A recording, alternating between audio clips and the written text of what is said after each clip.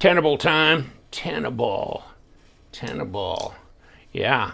And you know what? Tenable has put out some knives recently you need to take a little look at, like the Model 6, the Fenrir, and this is the Raven. See that? See that? And Blackbird blades. Yeah, and remember I did the Raven a week or so ago. I'll put the link to it down below. You can check out the actual concept knives Raven, which was fat carbon fiber, titanium, and all the fancy stuff, right? Maybe 20 CV was it? But this, nope, this is 14C right there. And there's your model number, etc., etc. Blackbird and, of course, Raven. And it's got a Damascus handle to it. Crossbar. They're doing a few. I was going to look around here. I know I've got a couple other Tenable knives that just came in recently that the Fenrir is one of them and the Model 6 is the other that are now being done in Tenables, and they're in Tenable, not Tenables, but in multiples, in Tenable, do it the crossbar lock. So here it is. And so now they got the big old fancy red crossbar lock look. So apparently they did a little coating on that. And here's our dual thumb stud. And you know what? Is that actually acting? Okay, hold on. As the stop. And maybe so, actually, doesn't it? It looks like it is. I'm trying to look through here and see anything else that could be an internal piece. No. So maybe so. Dual ambidextrous, yeah, thumb studs. But yeah, you can not only use them to click it open and close, but it's the stop as well. And it's got steel liners that are skeletonized, so that's nicely done. Damascus, I like that. A nice stone wash on this, but you can get one with black blade, you can get one with micarta, you can get one, you know. They got a bunch of different variants on them. But you know, Tenable is affordable, and that's a good thing. Now, here's the Raven 68. That's a little high for Tenable. I mean, they've been hanging in there in the 46 to like 52, so this is a little higher than normal. But I mean, for 14C and Damascus and all that, okay. Let me see what else. Oh yeah, well, the Raven, Blackbird blade, and gives a little bit about the designer here. Blackbird blades, Vince, and oh well, what else? Everyday practicality, blah blah blah, materials, and you know what? 14C. I like 14C. I think a lot of people would prefer 14C over D2, or is that a no-brainer thing to say? 7.5 inches overall length, 3.14, drop point, flat grind, blah, blah, blah, stone wash. You know all the tricks here. 6.7 ounces, 192, nah, that's no way. What? Hold on. See, I always like to look at the specs because, really? Seriously? 6 point what? Did you see that? This is 3.7 at not 192, at 105. Was I on drugs? Should I go back? Should I go back and see if I just had some kind of flash? What is this?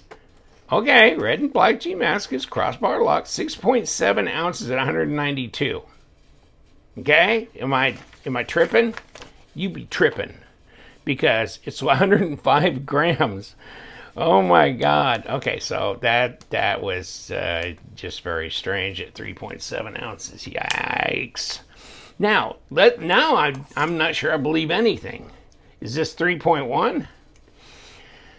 Okay, yeah, okay, yeah. 3.1 or just 3. I mean, however you want to call it, at like 85 millimeter, 7.5 overall at best, a little shy of that, and 19 centimeters right there. So, not huge, but not tiny. And right here, you see the crossover for the pocket clip? Now, I don't either. So I guess it's right hand tip up only. Damn it. That gets to a lot of the left hand guys. It's like, especially if it's Tenable, right? I mean, this is not going to be your showcase in your glass case, whatever, showing off. So this is going to be a carry user, hopefully. And why not? Why not make it right and left hand friendly? I don't know. Why not? But it's definitely fidget friendly with crossbar lock. And I see here that we have to come in from the back of there, and I wonder what that's like to do, how that easy that is, because you've got these Omega springs on both sides. And wow. I like the Kaiser clutch lock system better, where it's got opening on both sides, and then the screws come out and the whole knife still stays together. You can take the scales off, but this sandwich part with the liners and everything still stays together as the knife. And then you can individually take them off once you remove the Omega springs, right?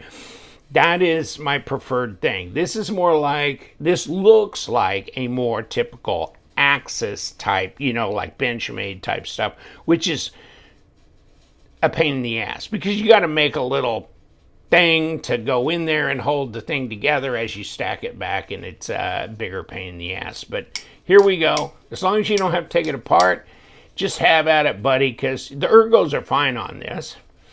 It's a nice design. I mean, the Raven, etc. So let's get a raggy ass. Really? This is the best we can do, huh? Okay, come here. All right, so I don't feel any nicks, cuts. I feel cut. I don't feel nicks or hang-ups or anything like that. So, okay, so the blade's good. Nah, I don't see anything at all, actually. Okay, good. So it's sharp out of the box, and it comes in a very simple box, and it's nothing, to brag about. But then again, Tenable wasn't created to be some kind of real fancy, packaging affair or anything like that. And in here you get some paperwork, and it comes in a plastic, and then inside the plastic is a bubble. So it's kind of strange that they do that. You see what I'm saying? Inside the plastic is the bubble thing, and now a little piece of foam that I've smooshed up, and then just paperwork. And way down there, see down there? Yeah. In fact, you know what? I want to take that out, because I thought I saw something in here. Okay, yeah, Omega springs. What an extra set. There you go. Well, I mean, that's nice, though, right? To get an extra set of Omega springs, even on a super budget orientated thing like the Tenables or the Tenable, knives like that. So, okay, so box, nothing incredible, but it's okay. And extra hardware and the microfiber cloth, that's good too. So I'm good with that. Definitely fidget friendly.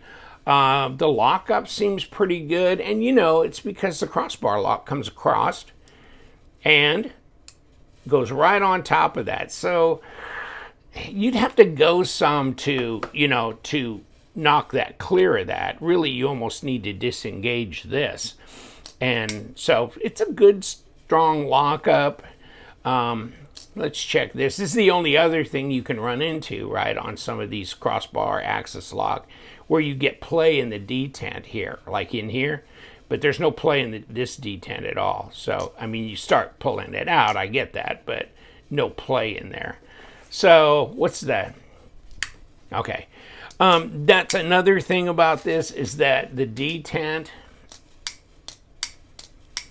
is rather soft because it's just a matter of the crossbar lock, right? So you can, that's another way to open this, all right? Kick it open, either side, reverse flick, all that. But, yeah, well, and then, okay, the design flow thing, I guess you've come short. This, I think, is something you run into when you do crossbar locks because of the way this functions here, and it's got to come up over the back of the blade. And this being used as your stop here, these dual thumb studs, I guess there it comes. I mean, you'd have to move these thumb studs backwards or whatever to get this to go, you know, right in there flush, but it's not. So, and it's centered. Blade to handle length is okay. So I would say, you know, when it's open at least, it's a great looking design. These, I don't know if these are number 6s or number 8s. But yeah, the detent is what the they're number 8s. The detent is what the detent is when you get a crossbar lock. You know, but it's not horribly, you know, light to where I would worry about it coming open in my pocket. But yeah, you snap it, it'll come out. So it is a softer detent than a lot of frame locks or liner locks, that kind of thing. There she be, my friends. And how fat is it? Because it's fairly light. 12.2 at 0.48, so no, it's not a fatty there. And 0.11 at 2.8, so it's under 3 millimeter blade stock. So no, light, manageable. Yeah, there's my center. Reverse grip feels good. Pocket clip.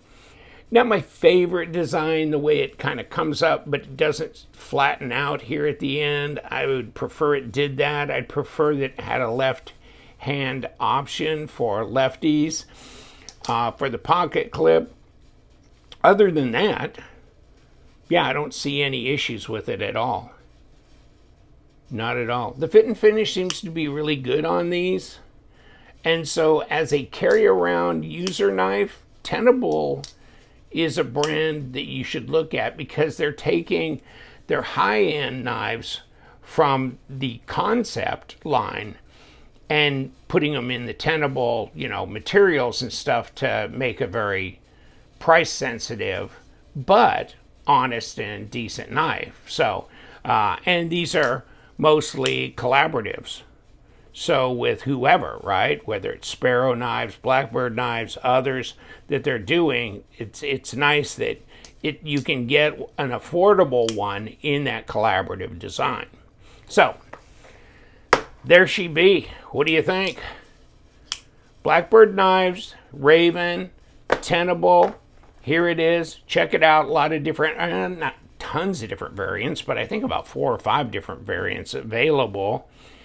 And I'll put the link and stuff down below. If you catch them on White Mountain Knives, LTK, will get you 10% off. And they don't charge shipping or tax. So check it out. Link below. And you guys, stay sharp.